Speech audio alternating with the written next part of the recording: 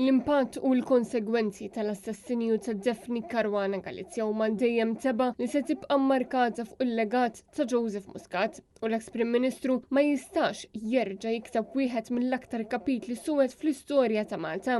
Kienet din il-konklużjoni li għamel l-editorjal ta' Times of Malta wara l-kummenti li Muscat għadda fl-aħħar jiem fejn prova jimmanipula dak kollu li ġara brabta mal-qtil tal-ġurnalista Daphne Caruana Galizia fejn prova jgħid li l-iktar pass kruċjali kien ħadu meta involva l-FBI fl-investigazzjoni, meta fil-verità kien is-Superintendent George Cremona li sejjaħ lill-Amerikani.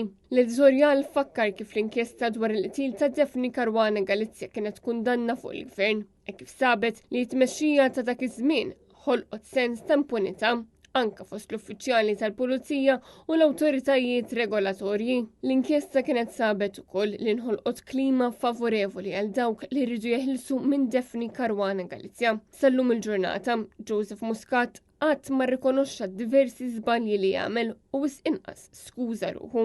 L-editorjal għamel referenza wkoll għal dak li qed joħroġ mill-ġuri ta' Jorgen Fenech fosthom kif Muscat żamm qrib tiegħu lil Keith Schembri u lil Konrad Mizzi minkejja dak li sar magħruf brabta mal-kumpaniji segreti tagħhom. Żamm lil Keith Schembri bħala Chief of Staff tiegħu anke meta Fenech issemma bħala suspettat fil-qtil u anke fil-qorti fl-aħħar jiem xed kif Fenech kien qallu dwar l-involviment tiegħu brabta mal-assassinju tal-ġurnalista. Mhux hekk biss. Fil-qorti, il-ġurati semaw kif Melvin Tewma ingħata ġob fantażmu, kif l-avukat David Gatt tfaċċa Erwin fl-uffiċċju ta' Schembri f'Kastilja u anke kif l-assistent kummissarju Silvio Valletta kien jgħaddi l-informazzjoni lil Jorgen Fenech flimkien ma' Keith Schembri u minflok jiskuża ruħu għal dan kollu. L-editur innota kif Muscat qed jattakka lil kap tal-Partit Nazzjonalista Alex Borg ta' fil-verità għandu jagħti ħarsa madwaru lejn dawk li kienu viċin tiegħu u li waslu biex seħħ l-omiċidju ta' Daphne Caruana Galizia.